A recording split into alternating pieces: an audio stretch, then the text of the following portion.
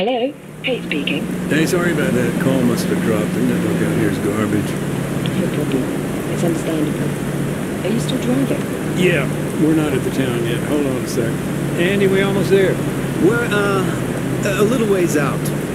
Oh, and we need to make one quick stop, too. Thanks, bud. So, where'd we get cut off? You were telling me about the church. The landmine? The accident. Right, yeah. Well, of course, a civilian casualty like that, particularly in a church, I guess it kind of refocused our attention here. Had IDAP been particularly active in the area? Yeah. I mean, our project had a handful of camps spread across the country. But yeah, I was in the town itself for a few months. It's all different now. How so? Well, for one thing, IDAP used to be based right in the heart of Rio Castro. Of course, this was all pre-war. I remember, at that time, the local military maintained a checkpoint on the outskirts of town. That was understandable. I mean, the whole area was a kind of Wild West. Big mashup of civilian and guerrilla infrastructure. Disaster waiting to happen, really. I don't know. It's strange to see our camp based there now. Hey, sorry about the holdup. We're on the way now. All right, thanks, Andy. So, what's your role there today? Now, in general, look, Vision Bay. There was a lot of damage. IDAP fills the gap. Drinking water, basic medicine, post-war cleanup, you know. And on the ground, how does that translate to your work? It's a mixed bag. Like today, part demining, part unexploded ordnance disposal. I see.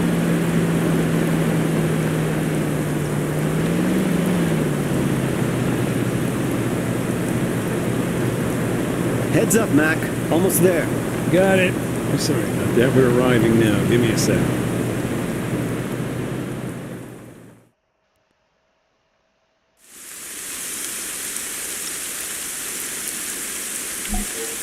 All right, Mac. That's your stuff all laid out here. Hold on just a sec, Kate. I need to get set up. Take your time.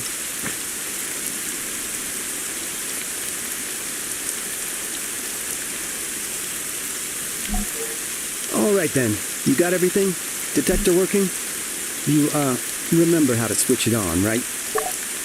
Yeah, I got it, Andy. Then you're all set. Thanks. So for now, I'll just make a note of where the mines are. Yeah. Take it slow, Mac. We'll let the Bobcat do the heavy lifting later.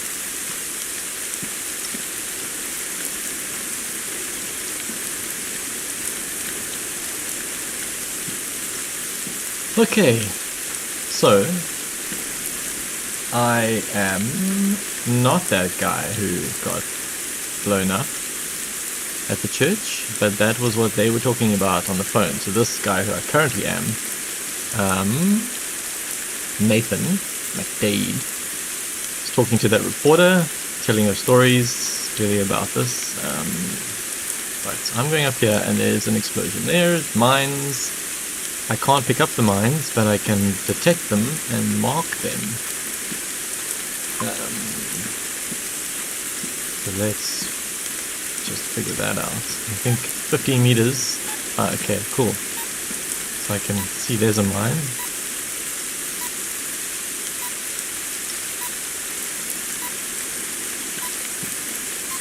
Hey, sorry, I forgot to mention, the demining toolkit, totally forgot to pack it up this morning. That's no big deal. We're just locating the mines for now. Just keep me posted. Okay, cool. So, Are you free to talk, Nathan? Sure. For now, I'm just sweeping the road for mines, getting a lay of the land, you know. The detector lets us see what we're dealing with here. I can work and chat.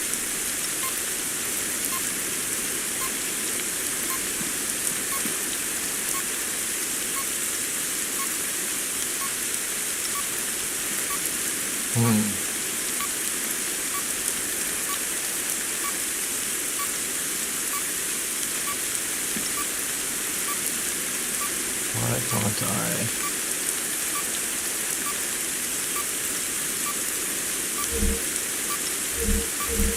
Question. What happens when you do find a landmine? Ordinarily, we disarm it, but today, small oversight, we haven't got all our gear right now. Oh, it's on the way, I hope. Yeah, it's all good.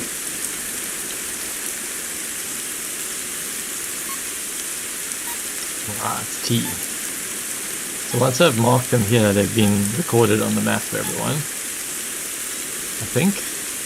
Yes. And then the demining team can come and sort that out. Cool. Alright. So we're bringing some kind of equilibrium to the story of getting blown up. So, since the war's now over, has your own role changed at all? Yeah, I guess so. Now I'm almost entirely focused on EOD and UXO. And that's something you did in the military too? Yeah, that's the thing about mines. War or not, win, lose, they don't go away. Mines there that I can't even see, but the detector picks them up, which is great.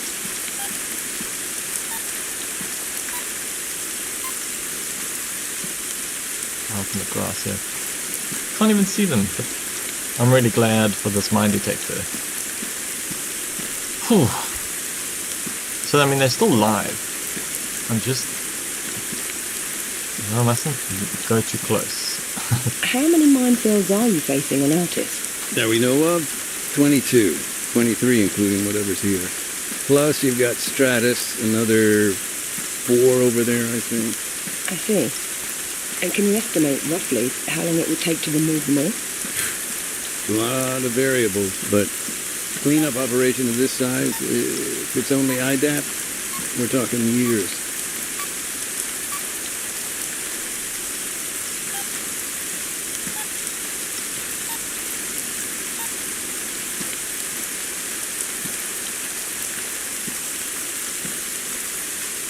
So IDAP is not a real organization. It's just kind of what Armour decided to use as the name. Yeah, but not when I'm working. It hits you after or before.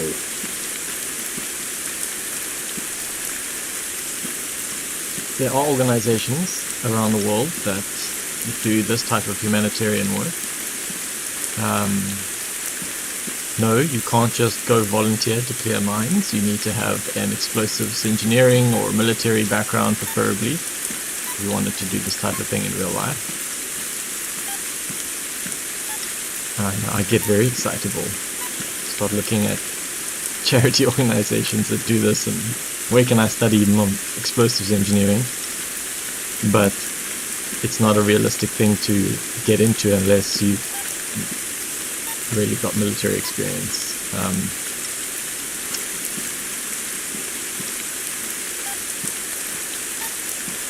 And in the country where I live, there isn't really a mining issue, or a mines issue. If you want to go to the place in the world where there are the most unexploded ordnance, you would probably want to go to Gaza.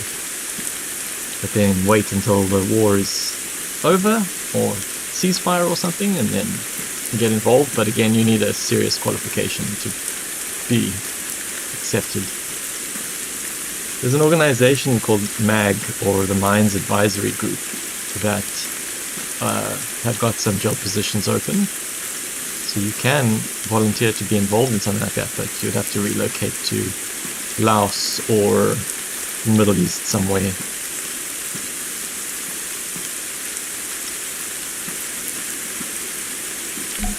Alright. Andy, I'm at the barricade. Cool. And the road? Yeah, it's what we thought. Dozen or so APs, nothing the old Bobcat can't handle.